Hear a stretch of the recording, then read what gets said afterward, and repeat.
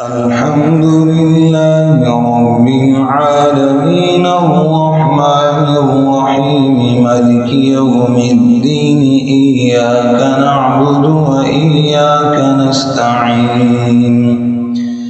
اهدنا الصراط المستقيم صراط الذين أنعمت عليهم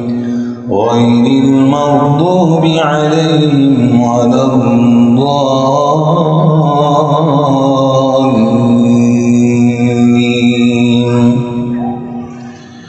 ولقد آتينا إبراهيم رشده من قبل وكنا به عالمين إذ قال لأبيه وقومه ما هذه التماثيل التي أنتم لها عاكفون قالوا وجدنا آباءنا لها عابدين قال لقد كنتم أنتم وآباؤكم في ضلال مبين قالوا أجئتنا بالحق أم أنت من اللاعبين قال بل ربكم رب السماوات والأرض الذي فطرهم وأنا على ذلكم من الشاهدين وتالله لأكيدن أصنامكم بعد أن تولوا مدبرين فجعلهم جذاذا إلا كبيرا لهم لعلهم إليه يرجعون قالوا من فعل هذا بآلهتنا إنه لمن الظالمين قالوا سمعنا فتى يذكرهم يقال له إبراهيم قالوا فأتوا به على أعين الناس لعلهم يشهدون قالوا أنت فعلت هذا بآلهتنا يا إبراهيم قال بل فعله كبيرهم هذا فاسألوهم إن كانوا ينطقون فرجعوا إلى أنفسهم فقالوا إنكم أنتم الظالمون ثم نكسوا على رؤوسهم لقد علمت ما هؤلاء ينطقون قال أفتعبدون من دون الله ما لا ينفعكم شيئا ولا يضركم أف لكم ولما تعبدون من دون الله أفلا تعقلون قالوا حرقوه وانصروا آلهتكم إن كنتم فاعلين قلنا يا نار كوني بردا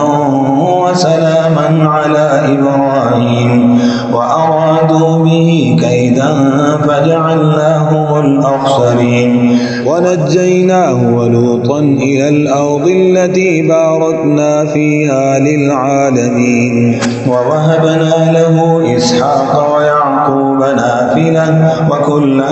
جعلنا صالحين وجعلناهم أئمة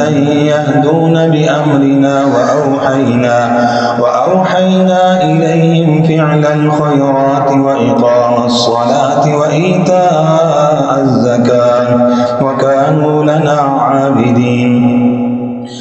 ولوطا آتيناه حكما وعلما ونجيناه من القرية التي كانت تعمل الخبائث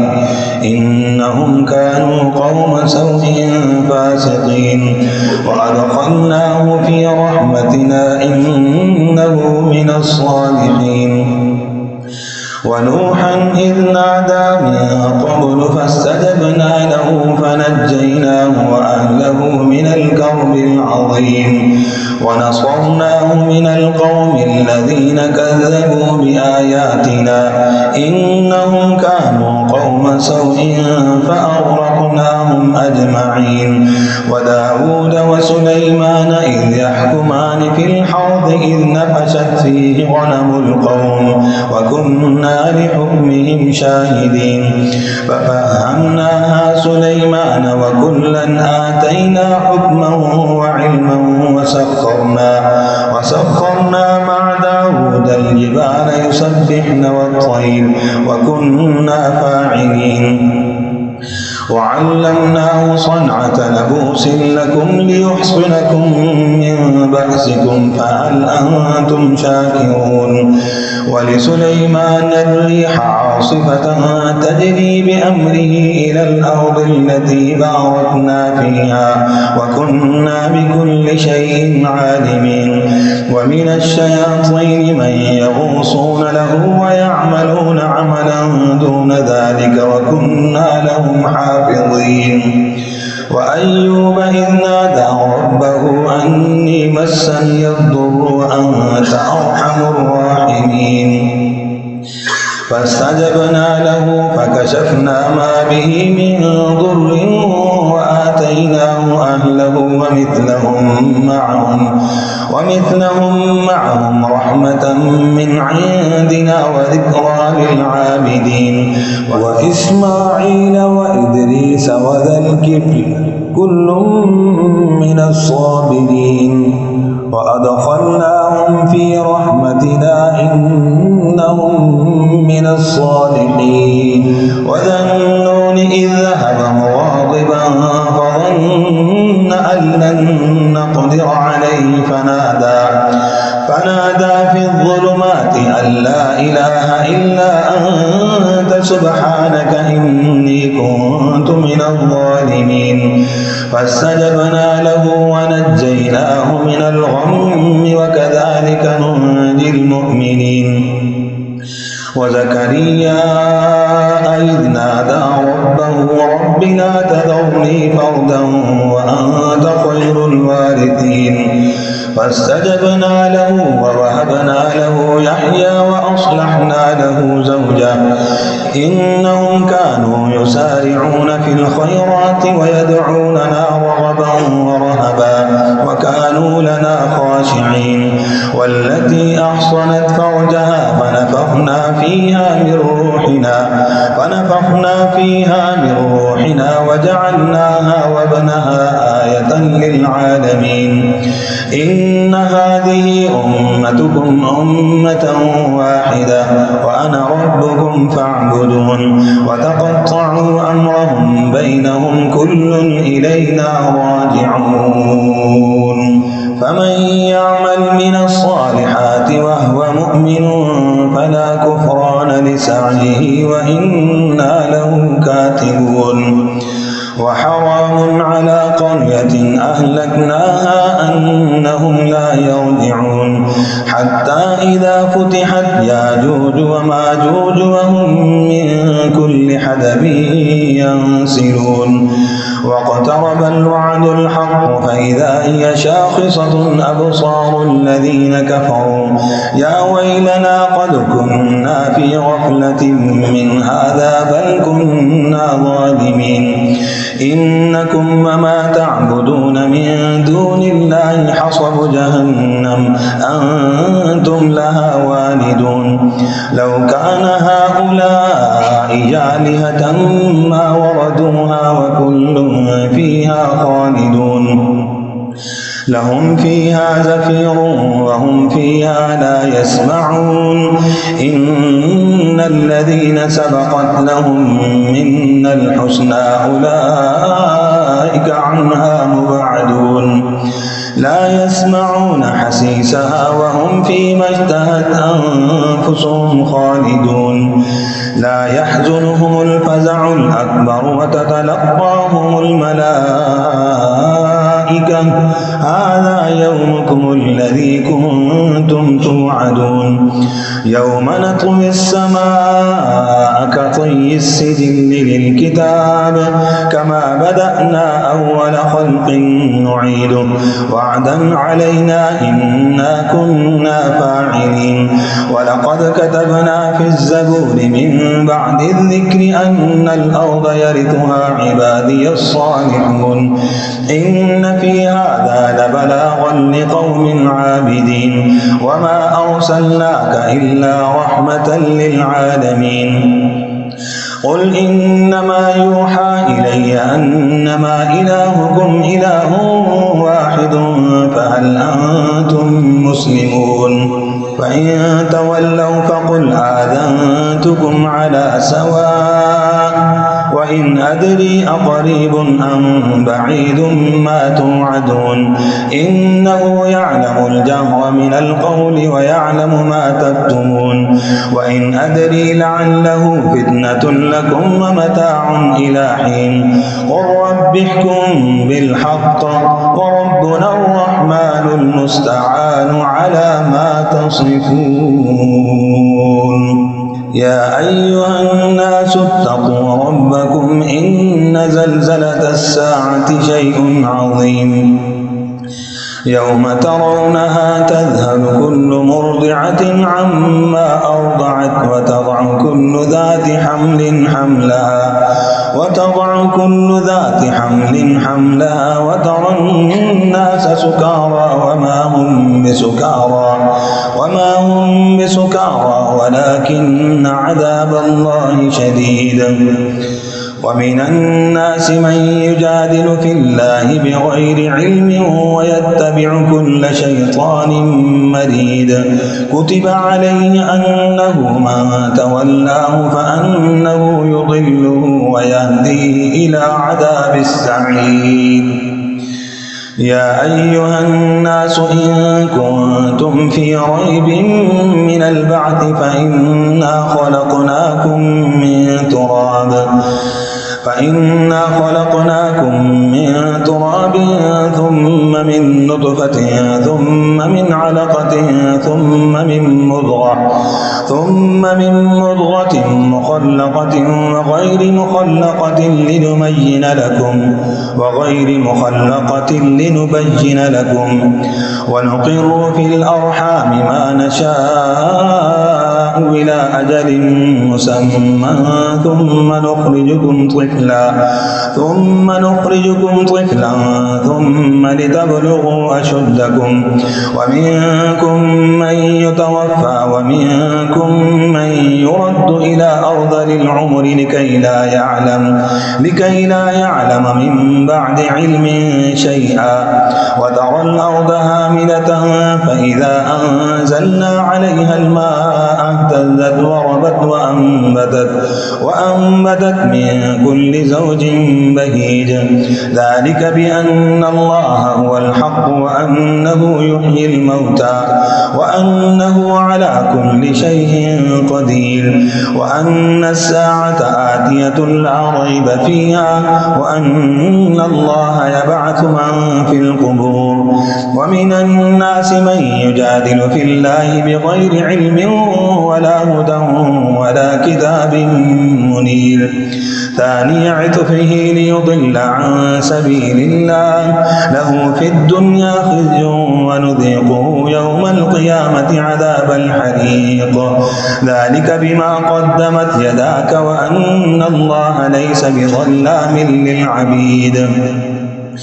ومن الناس من يعبد الله على حرف فإن أصابه خير اطمأن به وإن أصابته فتنة انقلب على وجهه خسر الدنيا والآخرة ذلك هو الخسران المبين يدعو من دون الله ما لا يضره وما لا ينفعه ذلك هو الضلال البعيد يدعو لمن ضره أقرب من نفعه لبئس المولى ولبئس العشير إن الله يدخل الذين آمنوا وعملوا الصالحات جنات تجري من تحتها الأنهار إن الله يفعل ما يريد من كان يظن أن لن ينصره الله في الدنيا والآخرة فليمدد بسبب إلى السماء ثم ليقطع فلينظر هل يذهبن كيده ما يغيظ وكذلك أنزلناه آيات بينات وأن الله يهدي من يريد إن الذين آمنوا والذين هادوا والصابين والنصارى والمجوس والذين أشركوا إن الله يفصل بينهم يوم القيامة إن الله على كل شيء شهيد. ألم تر أن الله يسجد له من في السماوات ومن في الأرض والشمس والقمر والنجوم والجبال والشجر والدواب وكثير حق عليه العذاب ومن يهن الله فما له من مكرم إن الله يفعل ما يشاء. الله أكبر. هذان خصمان اختصموا في ربهم فالذين كفروا قطعت لهم ثياب من نار يصب من فوق رؤوسهم الحميم يصهر به ما في بطونهم والجلود ولهم مقامع من حديد كلما أرادوا أن يخرجوا منها من غم أعيدوا فيها وذوقوا عذاب الحريق. إن الله يدخل الذين آمنوا وعملوا الصالحات جنات تجري من تحتها الأنهار يحلون فيها من أساور من ذهب ولؤلؤا ولباسهم فيها حرير وهدوا إلى الطيب من القول وهدوا إلى صراط الحميد. إن الذين كفروا ويصدون عن سبيل الله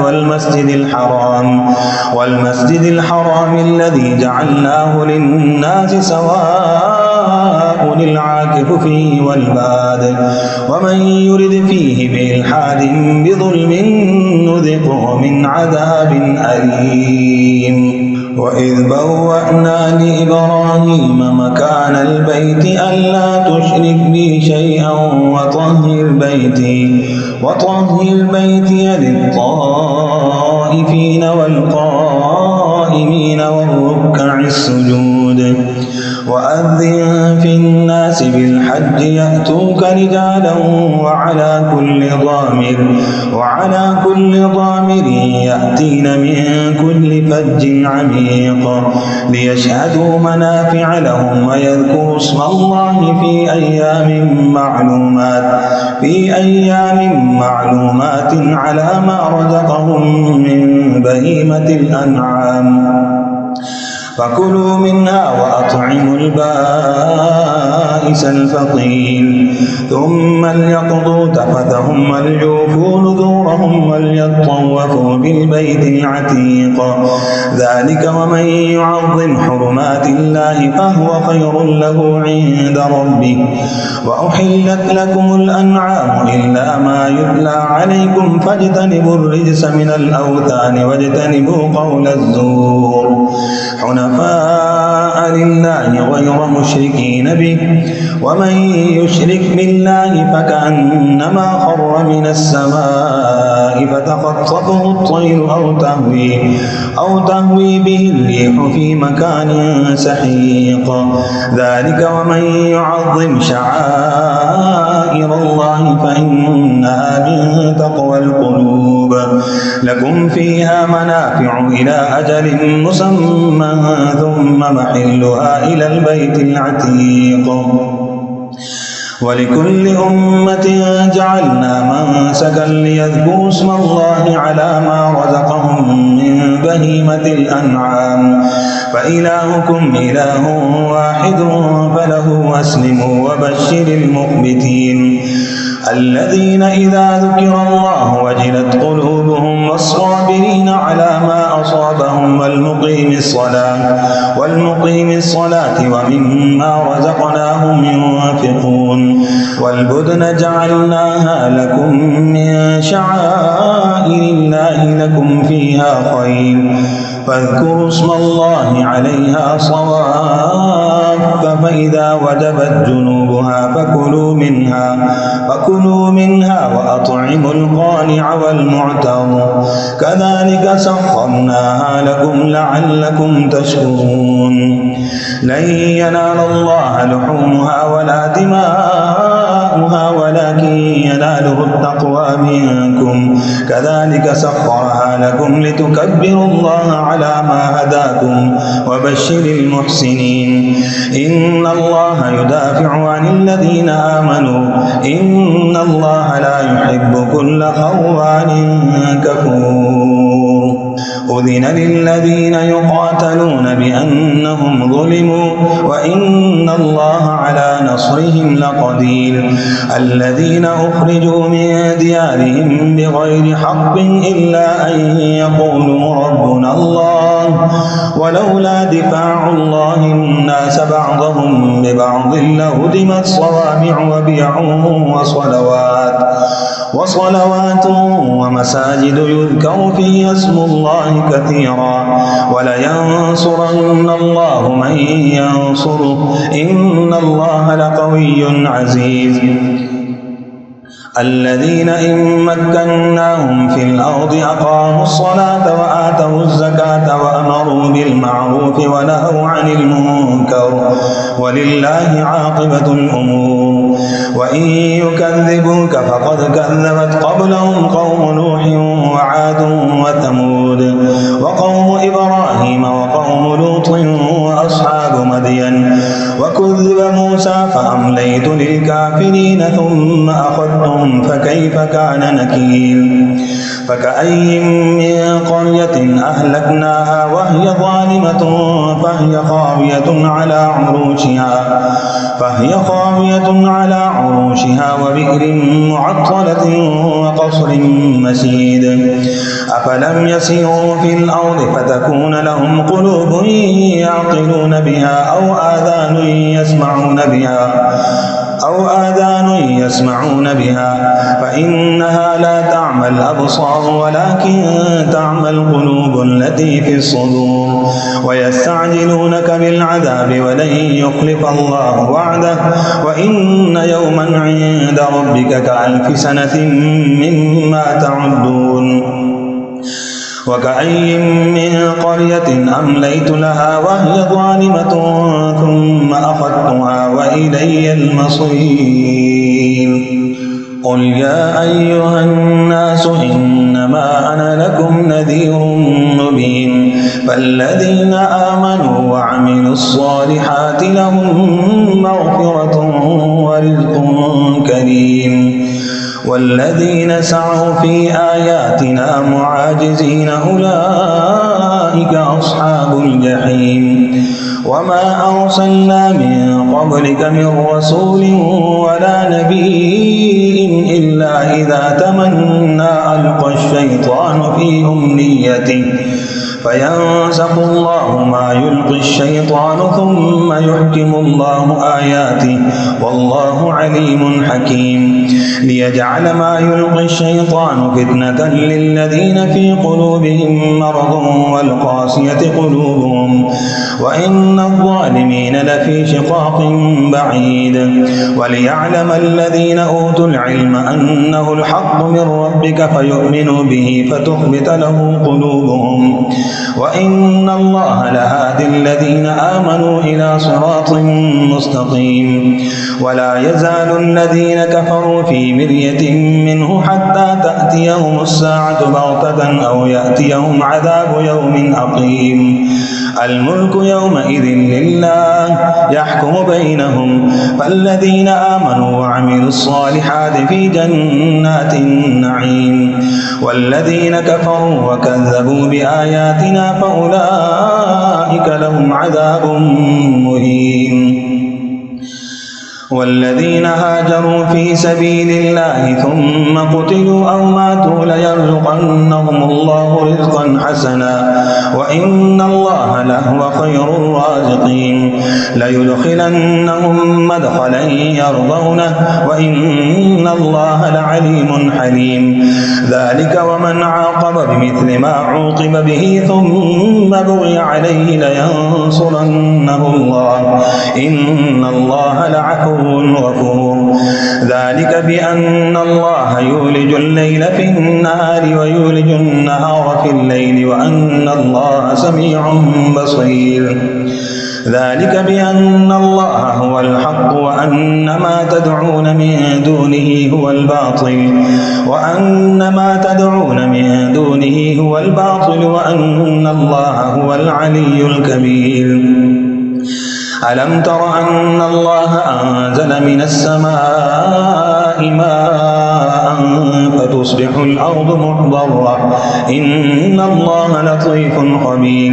له ما في السماوات وما في الأرض وإن الله لهو الغني الحميد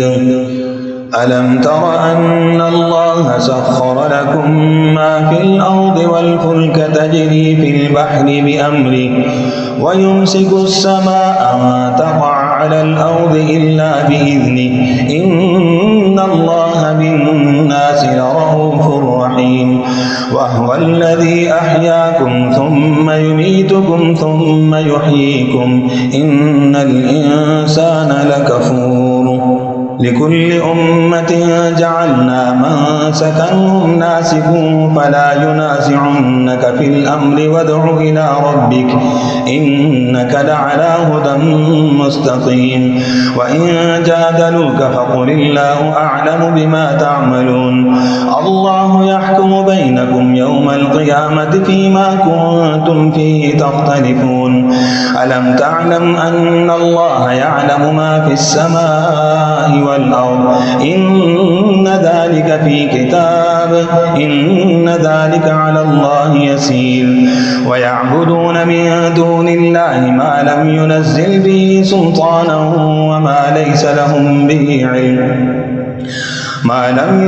به سلطانا وما ليس لهم به علم وما للظالمين من نصير وإذا تتلى عليهم آياتنا بينات تعرف في وجوه الذين كفروا المنكر يكادون يسطون بالذين يتلون عليهم آياتنا قل أفأنبئكم بشر من ذلكم النار وعدها الله الذين كفروا وبئس المصير يا أيها الناس ضرب مثل فاستمعوا له إن الذين تدعون من دون الله لن يخلقوا ذبابا ولو اجتمعوا له وإن يسلبهم الذباب شيئا لا يستنقذوه منه ضعف الطالب والمطلوب ما قدر الله حق قدره إن الله لقوي عزيز الله يصطفي من الملائكة رسلا ومن الناس إن الله سميع بصير يعلم ما بين أيديهم وما خلفهم وإلى الله ترجع الأمور يا أيها الذين آمنوا اركعوا واسجدوا واعبدوا ربكم وافعلوا الخير لعلكم تفلحون وجاهدوا في الله حق جهاده هو اجتباكم وما جعل عليكم في الدين من حرج ملة أبيكم إبراهيم وسماكم المسلمين من قبل وفي هذا ليكون الرسول شهيدا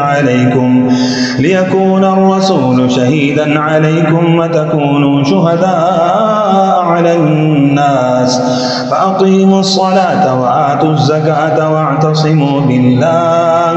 هو مولاكم فنعم المولى ونعم النصير قد أفلح المؤمنون الذين هم في صلاتهم خاشعون والذين هم عن اللغو معرضون والذين هم للزكاة فاعلون والذين هم لفروجهم حافظون إلا على أزواجهم أو ما ملكت أيمانهم فإنهم غير ملومين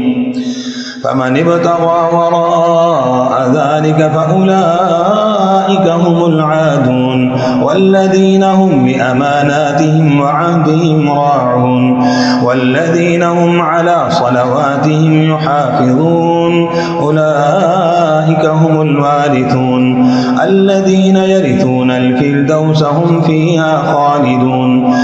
ولقد خلقنا الإنسان من سلالة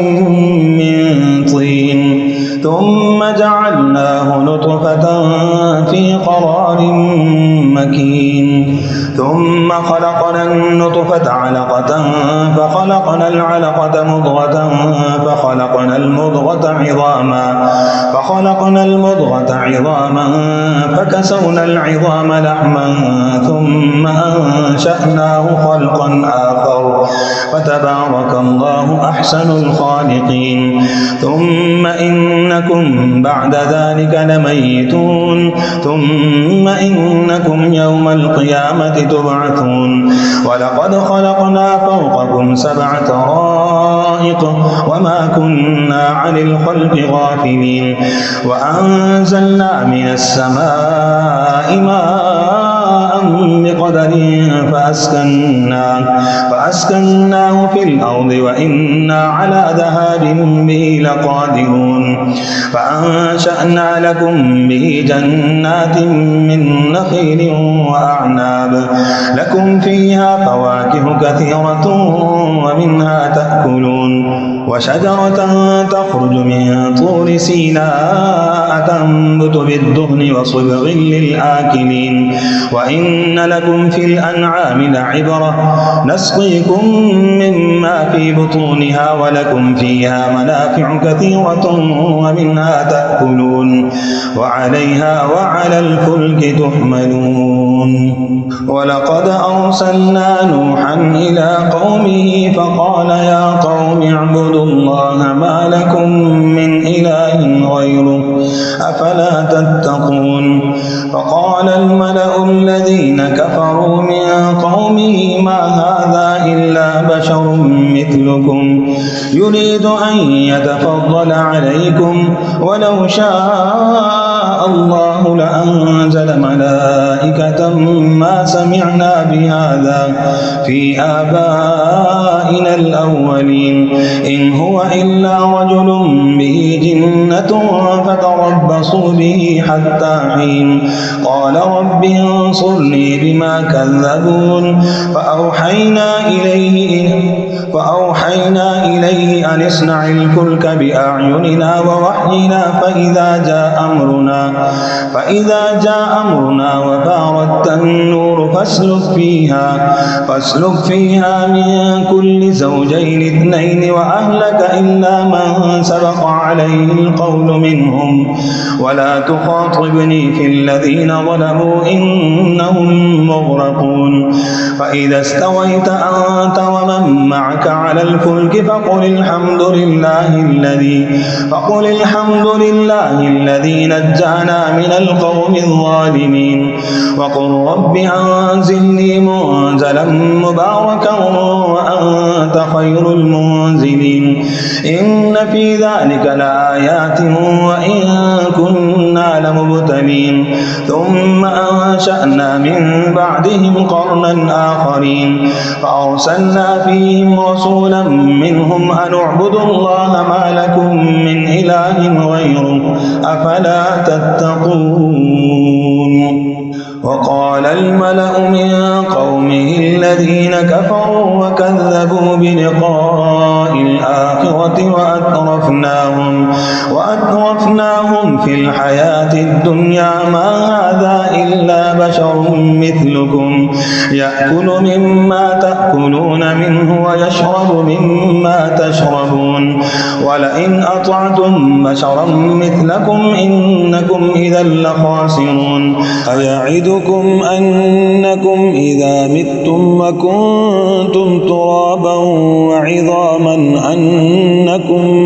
مخرجون هيهات هيهات لما توعدون إن هي إلا حياتنا الدنيا نموت ونحيا وما نحن بمبعوثين إن هو إلا رجل افترى على الله كذبا وما نحن له بمؤمنين قال رب انصرني بما كذبون قال عما قليل ليصبحن نادمين فأخذتهم الصيحة بالحق فجعلناهم غثاء فبعدا للقوم الظالمين ثم أنشأنا من بعدهم قرونا آخرين ما تسبق من أمة أجلها وما يستأخرون ثم أرسلنا رسلنا تترى كلما جاء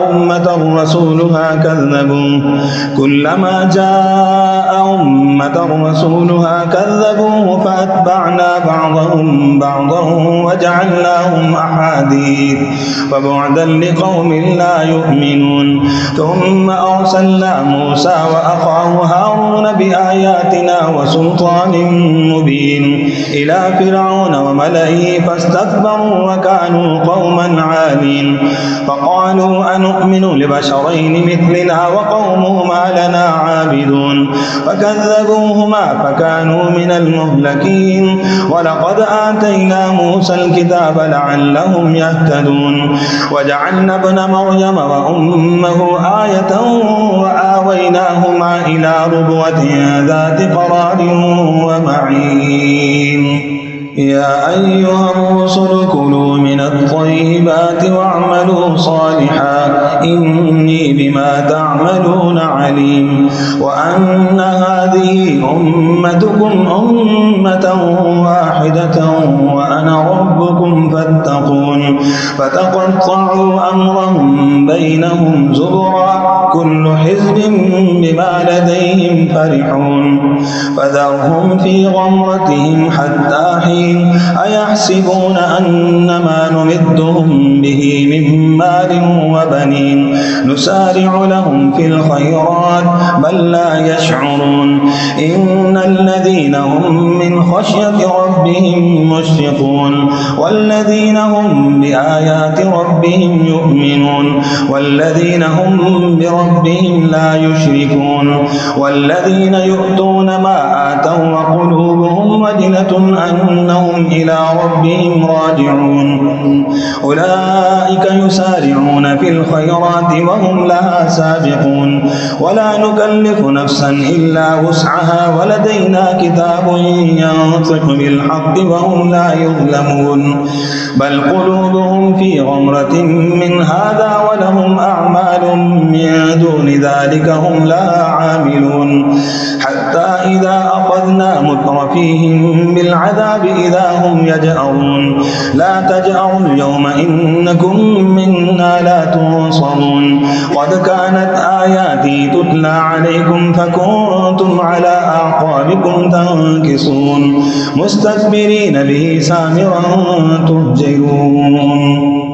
أفلم يدبروا القول أم جاءهم ما لم يأت آباءهم الأولين أم لم يعرفوا رسولهم فهم له منكرون أم يقولون به جنة بل جاءهم بالحق وأكثرهم للحق كارهون ولو اتبع الحق أهواءهم لفسدت السماوات والأرض ومن فيهن بل أتيناهم بذكرهم فهم عن ذكرهم معرضون أم تسألهم خرجا فخراج ربك خير وهو خير الرازقين وإنك لتدعوهم إلى صراط مستقيم وإن الذين لا يؤمنون بالآخرة عن الصراط لناكبون ولو رحمناهم وكشفنا ما بهم من ضر للجوا في طغيانهم يعمهون ولقد أخذناهم بالعذاب فما استكانوا لربهم وما يتضرعون حتى إذا فتحنا عليهم بابا ذا عذاب شديد إذا هم فيه مبلسون وهو الذي أنشأ لكم السمع والأبصار والأفئدة قليلا ما تشكرون وهو الذي ذرأكم في الأرض وإليه تحشرون وهو الذي يحيي ويميت وله اختلاف الليل والنهار أفلا تعقلون بل قالوا مثل ما قال الأولون قالوا إذا متنا وكنا ترابا وعظاما إنا لمبعوثون لقد وعدنا نحن وآباؤنا هذا من قبل إن هذا إلا أساطير الأولين قل لمن الأرض ومن فيها إن كنتم تعلمون سيقولون لله قل أفلا تذكرون قل من رب السماوات السبع ورب العرش العظيم سيقولون لله قل أفلا تتقون قل من بيده ملكوت كل شيء وهو يجير ولا يجار عليه إن كنتم تعلمون سيقولون لله قل فأنى تسحرون بل أتيناهم بالحق وإنهم لكاذبون ما اتخذ الله من ولد وما كان معه من إله إذا لذهب كل إله بما خلق ولعلى بعضهم على بعض سبحان الله عما يصفون عالم الغيب والشهادة فتعالى عما يشركون عالم الغيب والشهادة فتعالى عما يشركون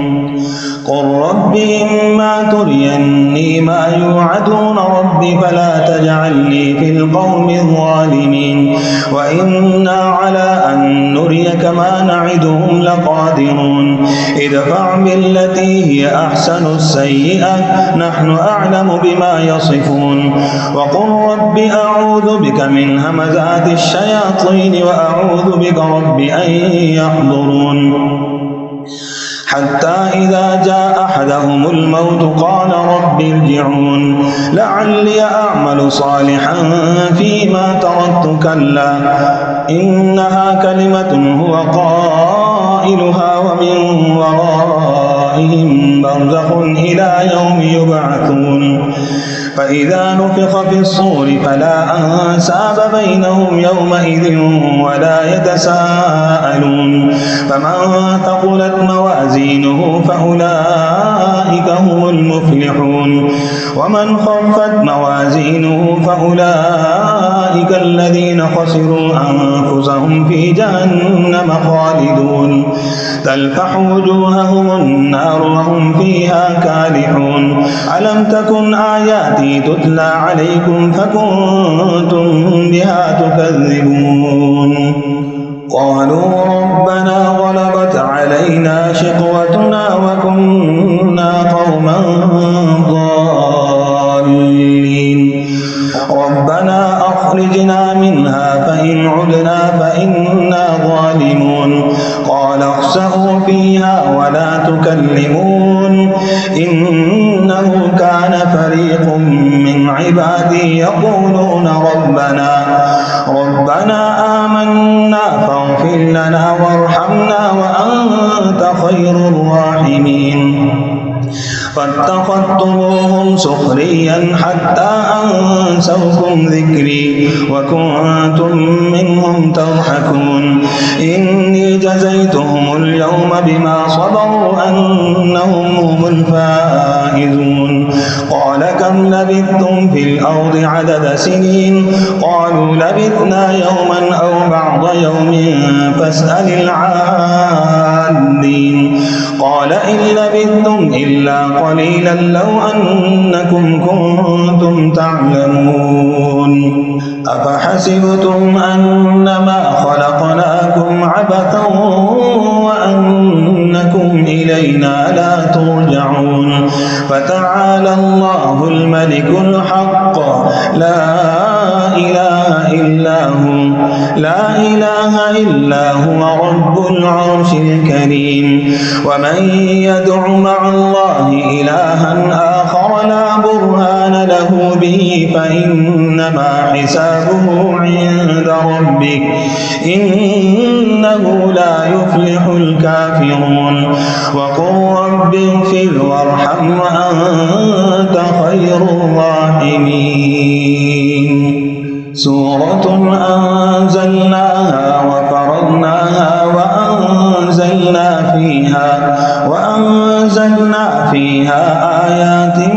بينات لعلكم تذكرون الزانية والزاني فاجلدوا كل واحد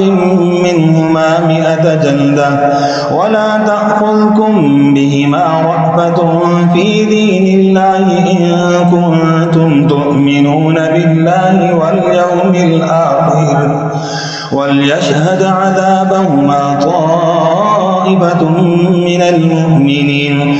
الزاني لا ينكح إلا زانية أو مشركة والزانية لا ينكحها إلا زان أو مشرك وحرم ذلك على المؤمنين والذين يرمون المحصنات ثم لم يأتوا ب4 شهداء فاجلدوهم 80 جلدة ولا تقبلوا لهم شهادة أبدا وأولئك هم الفاسقون إلا الذين تابوا من بعد ذلك وأصلحوا فإن الله غفور رحيم والذين يرمون أزواجهم ولم يكن لهم شهداء إلا أنفسهم فشهادة أحدهم 4 شهادات بالله إنه لمن الصادقين والخامسة اللعنة الله عليها إن كان من الكاذبين ويدرأ عنها العذاب أن تشهد 4 شهادات بالله إنه لمن الكاذبين والخامسة أن غضب الله عليها إن كان من الصادقين ولولا فضل الله عليكم ورحمته وأن الله تواب حكيم إن الذين جاءوا بالإفك عصبة منكم لا تحسبوه شرا لكم بل هو خير لكم لكل امرئ منهم ما اكتسب من الإثم والذي تولى كبره منهم له عذاب عظيم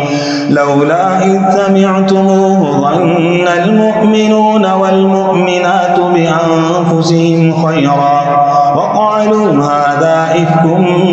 مبين لولا جاءوا عليه ب4 شهداء فإن لم يأتوا بالشهداء فأولئك عند الله هم الكاذبون ولولا فضل الله عليكم ورحمته في الدنيا والآخرة لمسكم فيما أفضتم فيه عذاب عظيم إذ تلقونه بألسنتكم وتقولون بأفواهكم ما ليس لكم به علم وتحسبونه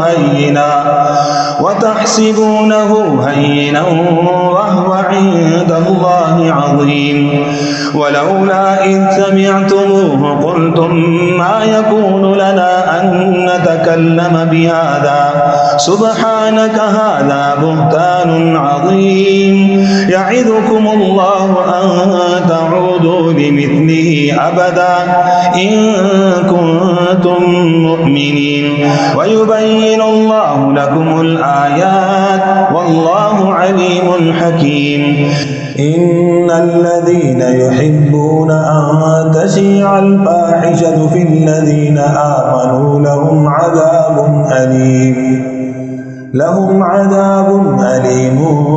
في الدنيا والآخرة والله يعلم وأنتم لا تعلمون ولولا فضل الله عليكم ورحمته وأن الله رؤوف رحيم